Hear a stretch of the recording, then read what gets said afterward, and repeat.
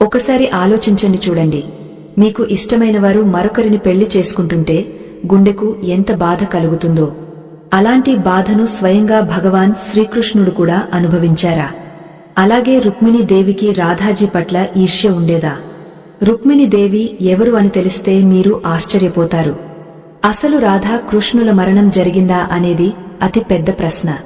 ఈరోజు నేను మీతో ఈ రహస్యాల గురించి మాట్లాడబోతున్నాను. అగ్నికుండం నుంచి పొగలు ఎగురుతున్నాయి. మంత్రాల మధ్య రాధా వివాహం ఆయనతో జరుగుతోంది. కృష్ణుడు అలా దూరంగా నిలబడి చూస్తున్నాడు. ఏమీ చేయలేకపోయాడు. రాధా, ఆయన అగ్ని ముందు కూర్చున్నారు. రాధా కళ్ళు కృష్ణుణ్ణి వెతుకుతున్నాయి. కృష్ణుడు పసుపు రంగు బట్టల్లో దూరంగా నిలబడి ఉన్నాడు. గుండె చీలిపోయే మౌనాన్ని ధరించి ఉన్నాడు. రాధా ప్రతి సప్తపదిలో పాదాలు ముందుకు వేస్తున్నా ఆత్మ మాత్రం అక్కడే ఆగిపోయింది. కృష్ణుని కళ్లలో కోపం లేదు, హక్కు లేదు, కేవలం ప్రేమ మాత్రమే ఉంది. రాధా నుదుటన సింధూరం అద్దారు. కాని మనసు కృష్ణుని పేరు జపిస్తూనే ఉంది. పెళ్లి తర్వాత రాధా నవ్వడానికి ప్రయత్నించింది. కాని గుండె మౌనంగా మారిపోయింది. కృష్ణుడు ఏమీ మాట్లాడకుండా తిరిగి వెళ్లిపోయాడు. ప్రేమ ఓటమిని స్వీకరించినట్టుగా ఉంది. రాధా ఇప్పుడు భార్య, కాని మనసులో మాత్రం ఇప్పటికీ కన్యగా ఉంది. కృష్ణుణ్ణి ప్రేమిస్తున్నది. ఆయన అర్థం చేసుకున్నాడు.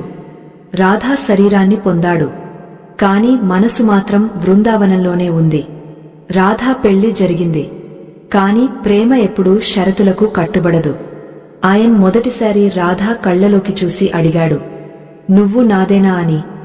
రాధా మెల్లగా చెప్పింది, నేను నీ భార్యను, కాని ఈ సమాజానికి మాత్రమే. ఈ ఇంటి గోడల మధ్య నా ఆత్మకు స్థానం లేదు. రాధా అన్నది. ఆయన అన్నాడు, నిన్ను అర్థం చేసుకోవాలని ఉంది.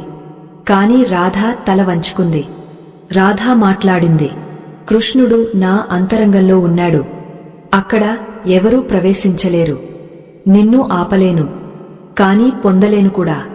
రాధా స్వరం విరిగిపోయింది. ఆయన అన్నాడు, నీ ప్రేమను పూజగా స్వీకరిస్తాను. రాధా కళ్లనుంచి కన్నీళ్లు కాదు, కాని ఒక ఆభ బయటికి పొంగపరలింది. ఆయన ఇక రాధాను బంధించే ప్రయత్నం చేయలేదు. కేవలం చూడటానికి మాత్రమే అనుమతి అడిగాడు. రాధా అన్నది, ప్రేమ ఉండే చోట స్వామ్యం ఉండదు. రాధా ప్రతి పూర్ణిమ రాత్రి చెప్పకుండా యమునా తీరానికి వెళ్తుంది. ఆ రాత్రి కూడా మెల్లగా తులసి